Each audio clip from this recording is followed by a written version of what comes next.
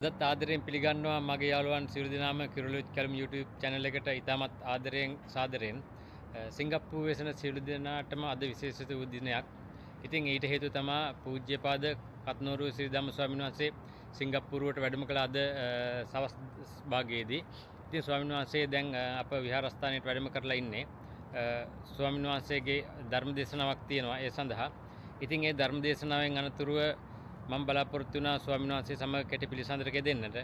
ඉතින් මේ ස්වාමීන් වහන්සේට සිංගප්පූරුවට වැඩම කරන්න ආරාධනා කරේ සිංගප්පූරු සිංහල බුද්දිස්ට් ඇසෝසියේෂන් තමා ස්වාමීන් වහන්සේට ආරාධනා කරේ.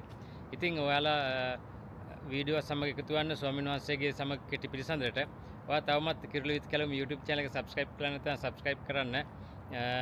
ඔයාලට මේ වීඩියෝ හා සම්බන්ධව තියෙන අදහස් යෝජනා ඉදිරිපත් කරන්න කමෙන්ට් කරන්න වීඩියෝ හොඳ නම් ලයික් කරන්න තව කෙනෙකුට බලන්න ෂෙයා කරන්න. ඉතින් අපි එක්පතු වෙමු ස්වාමීන් වහන්සේගේ සමග ඒ කෙටි පිළිසඳරට. අයිබෝන් කියලා පිළිගන්නවා ඔයාලා සියලු දෙනාම. සිංගප්පූරුවේ සිටින අපිට අද සුවසේ දිනයක්. ඊට හේතුව වන්නේ ඔයාලා කවුරුත් දන්නවා බෞද්ධ අබෞද්ධ සියලු දෙනාගේම ජනාන්තරයට පත්වෙච්ච අපේ ඒ වගේම ශ්‍රී ලංකාවේ සිටින ස්වාමීන් වහන්සේ නමක් අද දින සිංගප්පූරුවට වැඩම කළා ශ්‍රී ලංකාරාමයට. ශ්‍රී ලංකාරාමයේ සිංහල බෞද්ධ සංගමයේ තමයි යාලා මේ සංවිධානය කරලා අපේ ස්වාමීන් වහන්සේට ආරාධනා කරේ. ඉතින් චූටි වෙලාවක් තමයි අපිට තියෙන්නේ මේ ස්වාමීන් වහන්සේ සමග හිට පිළිසඳරේ දෙන්නට. ඉතින් අද දින අප විහාරස්ථානයට වැඩම කළා.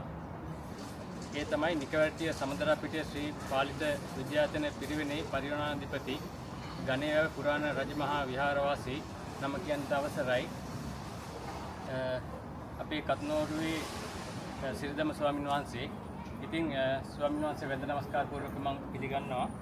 ඒ වගේම ස්වාමීන් වහන්සේගෙන් මම පළමුවෙන්ම අහන්න කැමතියි. මම අපේ ස්වාමීන් වහන්සේගෙන් දැනගන්න කැමතියි අලුතින් නිදිවෙන විහාරස්ථානයේ ධර්මශාලාවේ වැඩ කටයුතු මේ දින සහිලාහිය සිදුවීම් පවතිනවා. ඒ පිළිබඳ විස්තරයක් සප්පුවට කලින් විවෘත වෙනවද? හොඳයි. තිරුවන් සරණයි සියලු දෙනාටම සිංගප්පූරුවේ ශ්‍රී ලංකාරාම බෞද්ධ විහාරස්ථානයේද අපේ නිකවරටි ගණේව පුරාණ විහාරස්ථානයේ ඉදිවන ධර්මශාලාවේ වැඩ කටයුතු කරන දින අවසාන අදියරේ තියෙන්නේ. මේ මාසයේ 29 වෙනිදා ධර්මශාලාව ඇතුළු සියලු විහාරාංග විවෘත කරනවා. දසදහස් ගණනින් තරුණ දරුවන්ට සිල් සමාදන් වෙන ලෝවැසිලක් සියලු දෙනාට ආධ්‍යාත්මික ශික්ෂණයක් ලබා ගන්නට මේ මාසයේ 29 වෙනිදා උදේ 9ට ඒ සියලු විහාරාංග සම්බුද්ධ ශාසනයට පූජා කරනවා. ඒ වගේම ස්වාමීන් මේ රට පුරා සහ ලෝක පුරා සිදු කරන ධර්ම ප්‍රචාරණ වැඩ කටයුතු අමතරව ස්වාමීන් වහන්සේ සමාජය වෙනුවෙන් සමාජ ක්‍රියාකාරීත්වයක් හිට යම් කිසිදයක් කරනවාද? බොහොම හොඳයි. අපි පින්නතුනේ නිකවරටි සමදරා පිටිය ශ්‍රී පාලිත විද්‍යායතන පිරිවන ප්‍රදේශයේ දුප්පත් දූ දරුවන්ගේ අධ්‍යාපනික අවශ්‍යතාවයන් සම්පූර්ණ කරන්න සියලු විය පැහැදන් දරාගෙන කටයුතු කරනවා. වගේම දරුවන්ට ශිෂ්‍යත්ව ලබා දෙන ව්‍යාපෘති තියෙනවා. කෙවල් නැති විදියට ගෙවල් හදලා දෙන්න. විශේෂ අවශ්‍යතා තියෙන කට්ටියට අවශ්‍යතා උපකරණ සලස්වලා දෙන්න. මාසයකට ලක්ෂ 25ක විතර ආධාර උපකාර කරන කටයුතු පන්සලෙන් කෙරෙනවා. ඒ ස්වාමීන් වහන්සේ මේ සිංගප්පූරුවට වැඩම කළේ කීන වතාවටද ඒ සම්බන්ධව කවුද ආරාධනා කළේ? මේ සිංගප්පූරුවේ ලංකාරාම විහාරස්ථානයේ ලංකාවේ ඉන්න දායකකාරකාදී පින්තුන්ගේ බෞද්ධ සංගමයේ මැදිහත් වීම විශේෂයෙන්ම අපේ නායක හාමුදුරුවන්ගේ ඕනෑකම මත අවස්ථා දෙකකට වැඩියෙන් සිංගප්පූරුවට වැඩම කරලා තියෙනවා. අපේ සිංගප්පූරුවේ ඉන්න ලංකාවාසී පින්නතුන්ගේ ආධ්‍යාත්මික සංවර්ධනය දහම් පිපාසය සංසිඳුවාලන් තවත් බලාපොරොත්තු වෙනවා මේ ලෝකේ පුරාම භාග්‍යවතුන් වහන්සේගේ දේශනාවේ පණිවිඩය අරගෙන යන්න.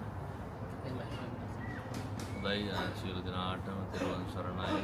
බලාපොරොත්තු වෙන සියලුම යහපත් අරමුණු සමෘද්ධිමත් වේවා කියලා ප්‍රාර්ථනා කරනවා. අපේ ස්වාමීන් වහන්සේගේ ශාසනික වැඩ කටයුතු දිනෙන් දින දියුණුවටපත් වේවා. නිදුක් නිරෝගී චිරජීවන උදා වේවා. හොඳයි දරු සරණයි. ඒ වගේම විශේෂයෙන් සාපත් කරන්න ඕනේ මේ ශ්‍රී ලංකාරාමයේ සිංහල බෞද්ධ සංගමයත් අපේ දිනේශයත් මේ අවස්ථාව ලබා දෙන්න හුඟක් කැපකටයුතු කළ වැඩ කරා.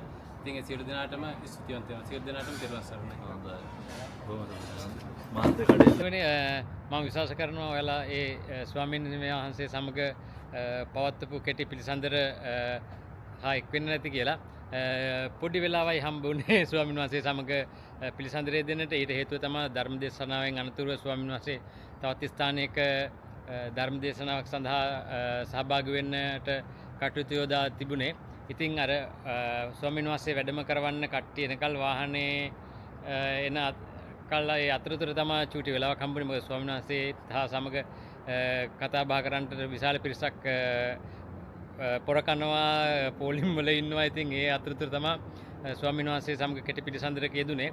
ඉතින් මේ අවස්ථාව ලබා දුන්නාට ස්වාමීන් වහන්සේට නමස්කාර පූර්වක මම පින් අනුමෝදන් කරනවා. ඒ වගේම මේක අපේ දිනේශ් අයියා, ඒ වගේම සඳුන් මල්ලි තවත් විශාල පිරිසක් මට උදව් කරා මේ අවස්ථාව එක්වන්නට, මේ අවස්ථාව සහසම්බන්ධ කරන්නට.